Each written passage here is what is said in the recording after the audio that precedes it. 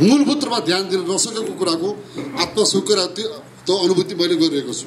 म त्यसलाई आत्मसात गर्दछु र अबको दिनमा अहिले अब धेरै समयपछि औपचारिक रूपमा अब केन्द्रीय अधिवेशन 22 गतेबाट हुँदैछ काठमाडौँमा।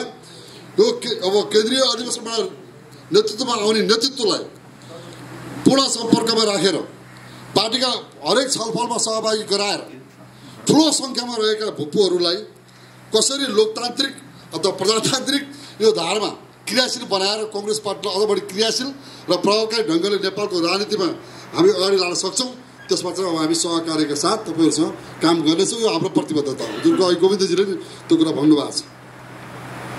अब प्रतिनिधित्व गर्ने सन्दर्भमा पनि अब पार्टीको 15औं महाधिवेशनमा पनि अब हामी तयारीमा छौँ।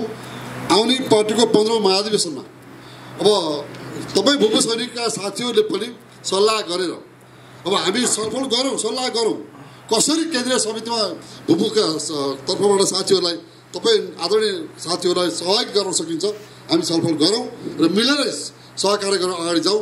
केन्द्रीय समितिमा यहाँहरूको प्रतिनिधित्व निश्चित रूपमा हुने नै छ, यो विश्वास म व्यक्त गर्न पनि चाहन्छु। अब अलिकति पार्टीको सन्दर्भमा केही कुरा मेरा फरक कुराहरू छन्, कतिले सुन्नु भएको होला। हामीले हरेक परिवर्तनको नेतृत्व गऱ्यौँ। नेपाली काङ्ग्रेसको नेपालको यो 7 सालको परिवर्तनदेखिको आजको दिनसम्मको राजनीतिक घटनाक्रमलाई हेर्दा नेपाली काङ्ग्रेसको भूमिका अत्यन्त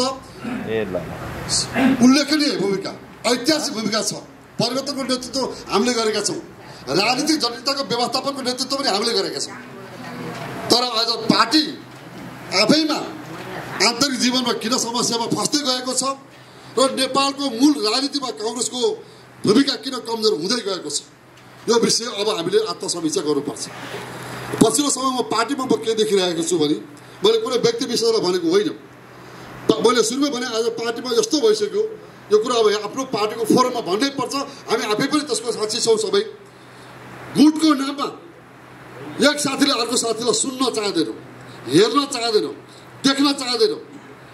24 घण्टा एकले अर्कोको विरोध गर्ने, आलोचना गर्ने, अनावश्यक अनर्गल किसिमका लान्छना लगाउने काम एकले अर्कोलाई गरिरहने काम बढ्दो छ। पार्टीमा अनुशासन छैन। भुप्पूहरू भएको कारणले अब आज यही कार्यक्रम अरू पार्टीको अरू कार्यक्रम भएको आधा मान्छे उठाइदिन सक्नुहुन्छ। यही पनि देखियो। अब आचरण गराउनु पर्यो, पार्टीको सबै नेतालाई सम्मान गरेर आचरण गर्नुपर्छ। तर कार्यक्रम हुँदै गर्दा आधा नेता उठाइदिइसकेका हुन्छ। पार्टीको मूल राजनीतिमा लाग्ने कार्यकर्ता नेताको अवस्था यस्तो छ। यो भुप्पू सैनिकको कार्यक्रम भएर आज यसरी नेताहरू बस्नु भएको छ। त्यसकारण पार्टीको यो अत्यन्त चिन्ता लाग्दो अवस्थालाई सुधार गर्ने कसरी र देशको मूल राजनीतिमा पार्टीले अहिलेसम्म हामीले पछिल्लो समय विशेष गरी लिएका नीति र हाम्रा कार्यक्रमहरूको बारेमा समीक्षा गरेर कहाँनिर हाम्रो कमजोरी भएको छ, कहाँनिर त्रुटि छ, के कारणले जनताहरू हामीलाई विश्वास गरिरहेका छैनन्, त्यो विषयको समीक्षा गर्न जरुरी छ। त्यो विषयमा हामी गहिराइमा पुगेर बडो गम्भीर ढङ्गले त्यसको समीक्षा गर्न आवश्यक छ। अहिले पछिल्लो समय के देखिरहेको छु, पार्टीभित्र पार्टी बनाउने हो। अधिवेशन भनेको पार्टीको नेतृत्व चयन गरेको लागि हो। नेतृत्व चयन गर्ने प्रक्रिया अधिवेशन हो। तर नेतृत्व चयन गर्ने भनेको नेता बनाउनलाई मात्रै होइन। पार्टीलाई अझ बढी सशक्त, प्रभावकारी, सङ्गठित र मुलुकको मूल धारको नेतृत्व गर्न सक्ने पार्टी बनाउनको लागि अधिवेशन गर्ने हो। तर यहाँ के देखिया छ अहिले पछिल्लो समय भने समीक्षा हुनु जरुरी छ।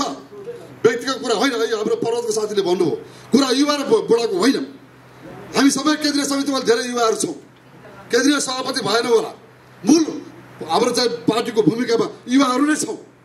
तर अहिले के देखिन्छ पछिल्लो समय भन्दा पार्टीकोलाई कसरी बलियो बनाउने, कसरी प्रभावकारी बनाउने, कसरी जनताको भावना अनुसार चलाउने भन्नुभन्दा पनि आफू कसरी नेतृत्वमा आउने भने एउटा बडो गल्तीले अत्यन्त त्यसको बेग्र भावका साथ साथीहरू क्रियाशील भएको देखिन्छ।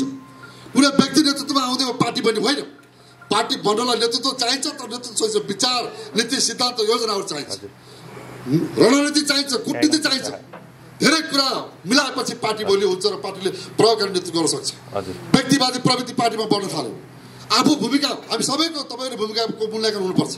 आज म जुन भूमिकामा छु, जुन जिम्मेदारीमा छु, म त्यो भूमिका र जिम्मेदारीमा रहँदै गर्दा मेरो भूमिकाले, मेरो कामले पार्टी बलियो भएको छ कि पार्टीमा समस्या आएको छ, त्यो समस्या हुन पर्छ पर्दैन? त्यसको समस्या जरुरी छ कि छैन? म आज जुन ठाउँमा छु महत्त्वपूर्ण भूमिकामै छु, पदाधिकारी छु। तर पदाधिकारी हुँदै गर्दा पार्टी क्रियाशील भएको छ कि छैन, पार्टी सङ्गठित भएको छ कि छैन, पार्टीमा जनताको आकर्षण बढेको छ कि छैन, त्यो कुरा समीक्षा नगरी फेरि म जसरी पनि नेतृत्व हुन्छु मैले भन्दै एउटा पार्टी मैले हुन सक्दैन।